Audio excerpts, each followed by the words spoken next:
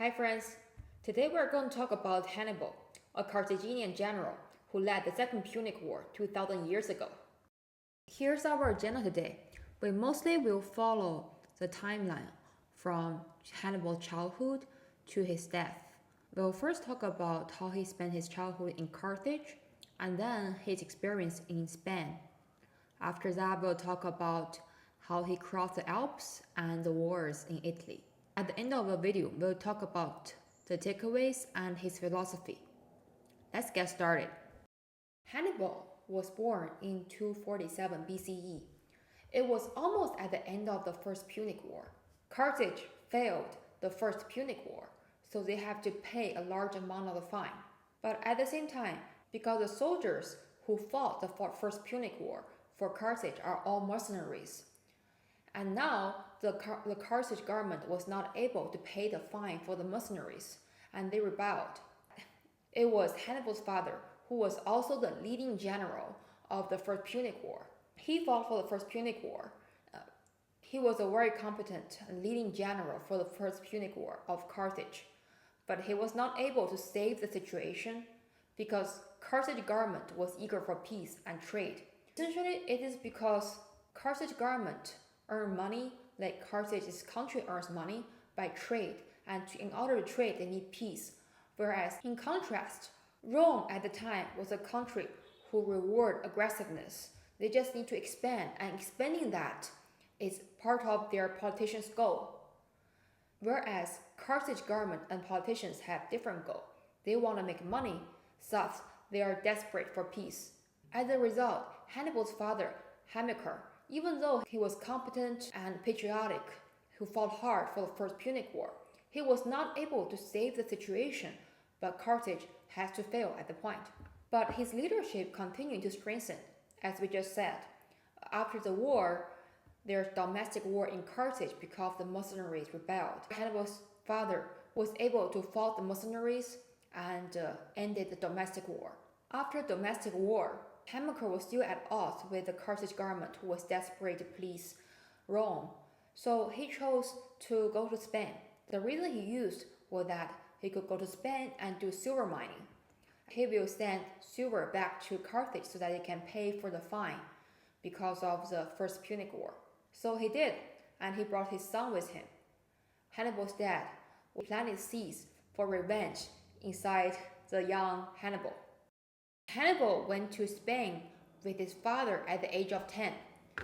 He actually experienced how his father was respected by the soldiers and how to give orders, earn respect, and win battles. The reason his father gave was to go silver mining in Spain, which they actually did. What they're actually doing is colonization. They went from Carthage and then colonized Spain. There were many local tribes that want to make trouble and resist a Carthaginian army. Hannibal was able to get hands-on experience from these fights. With his father's effort, Carthage was able to develop a strong foundation in Spain that is able to continuously send silver to Carthage. That actually drew Rome's attention. At the age of 19, Hannibal lost his father during a fight with the local tribe. And after that, his brother-in-law Hannibal the Fair led the Carthaginian army in Spain for about 5 years. Hannibal got assassinated, and there it goes. And that is when Hannibal was elected as the leader for the Carthaginian army in Spain. And that is where everything started. It all started with the Saguntun siege. The increasing influence and success that Carthage had in Spain drew attention of Rome. But Rome was kind of sneaky. They didn't want to directly interfere. They implicitly allied with Saguntun, to which Hannibal's response was the textbook of winning by aggression. Hannibal attacked proactively. The well-known Saguntun siege happened at this period. The siege itself took about 8 months. By the end of it, people inside Saguntun were starving, dying. They even eat their children. But Hannibal could not be stopped by this. He needed to reward his soldiers. They continued looting and get rewarded. Hannibal captured Saguntun. Once this is done, there is no turning back. The siege of Saguntun is also known to be the beginning of the Second Punic War. And then there came one of the boldest movements in military history, crossing the Alps. So Rome was originally expected to fight Hannibal in either Spain or Carthage, but Hannibal was unexpectedly crossing the Alps. At the time, Alps was considered impassable. Let alone Hannibal has infantry, cavalry, and war elephants all crossing the Alps. The death toll was staggering. It was estimated at least greater than 50% of the death rate by crossing the Alps.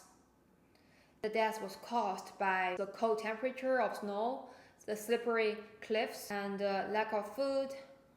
Also, the constant attacks and ambushes from the mountain tribes. Think about how aggressive this movement was.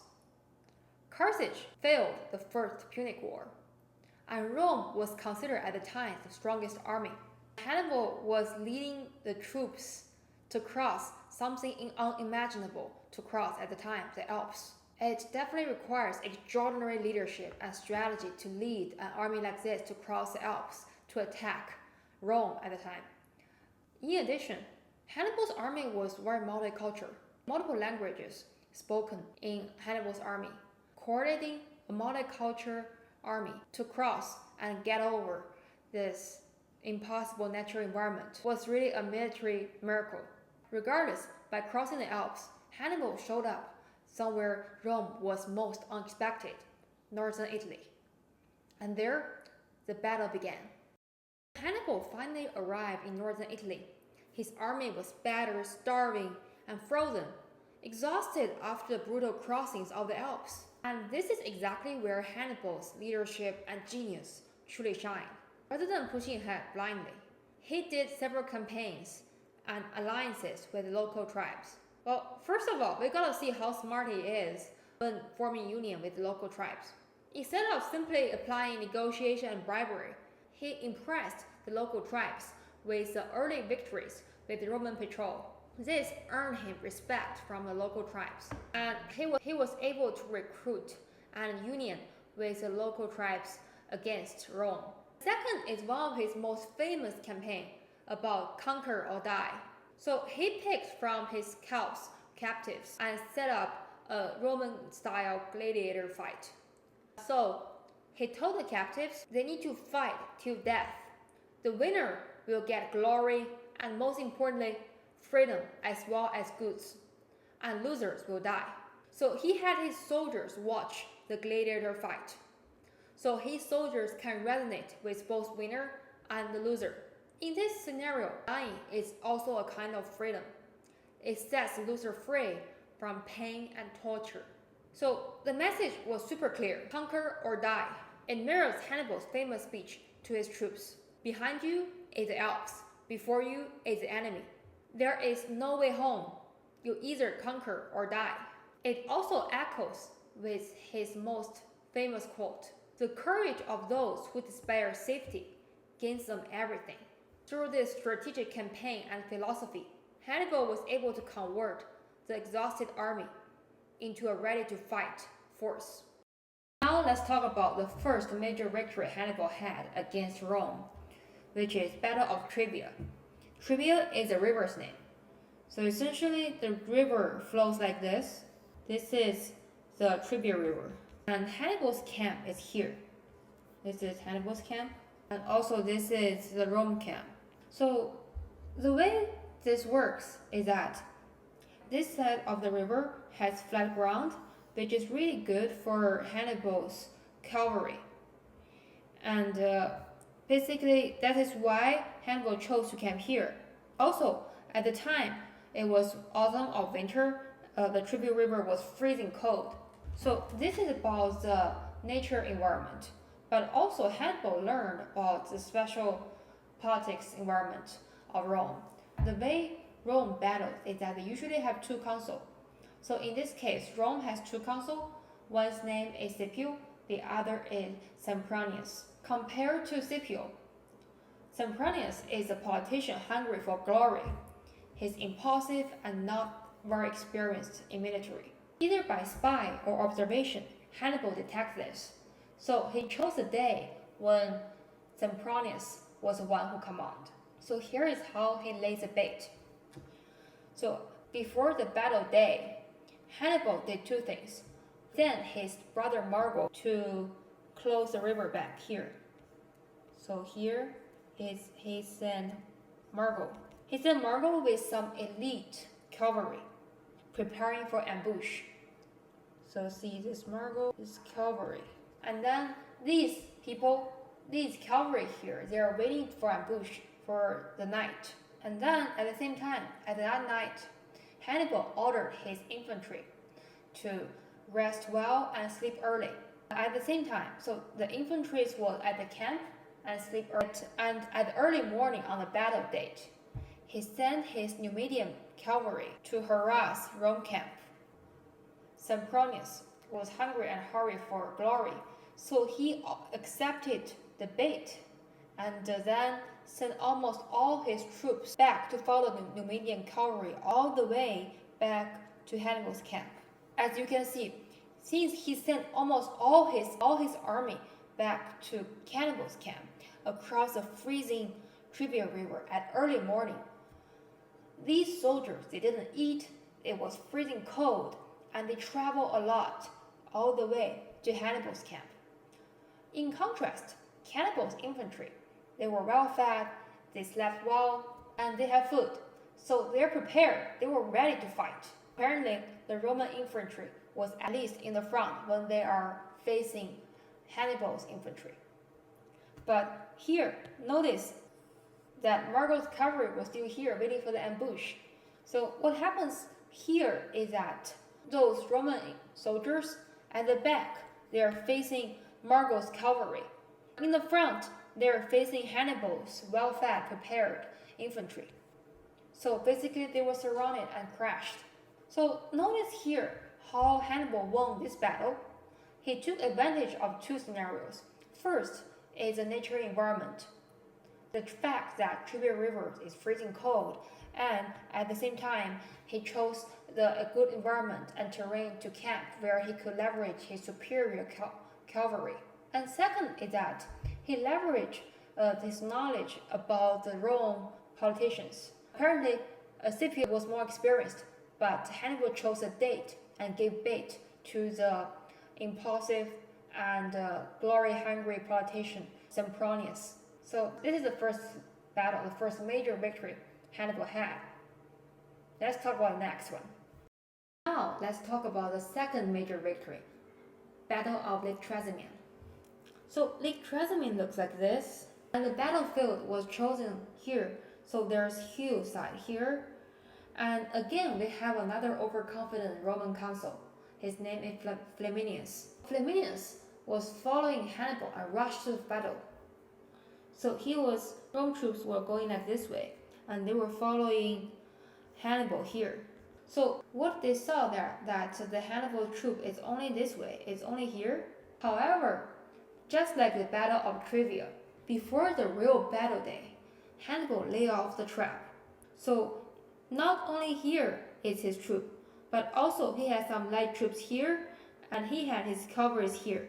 So at the date of the battle, as Roman troops going here, they found that there are Carthaginian troops going from here, and then as they go deeper in, the cavalries go back from here. So this is the Lake Trasimene. Again, Roman troops are crushed. As a result, this battle ended up with Rome a significant loss. The deaths of 15,000 soldiers killed and an equivalent amount of soldiers become prisoners or wounded. So originally, Flaminius brought 40,000 soldiers, and only 6,000 left. What's more horrifying for Rome is that the co-consul, Cyrenius, he tried to come back, and he tried to come and save the situation. But just after 3 days of Lake, Hannibal was able to attack beforehand unexpectedly for Cyrenius.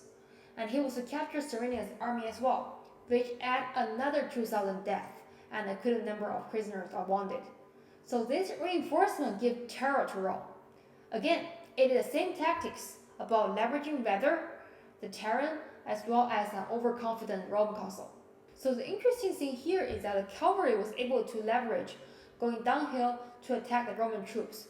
Also, at the same time, the weather was helping the Carthaginian army as well. It was foggy, and Roman soldier was not able to see far. And that is why Hannibal's army was able to hide well and lead the ambush. So now, let's talk about the third and by far the most devastating battle Hannibal fought against Rome, the Battle of Cannae. After Hannibal's earlier victories, Rome adopted what is known as the Fabian strategy. So they avoided direct confrontation with Hannibal. They want to wear them out, slowly. Fabius Maximus, the Roman dictator at the time, focused on delay and disruption rather than open battle. But when his dictatorship ended, more aggressive voices in Roman Senate took over, and they wanted a decisive win, and fast.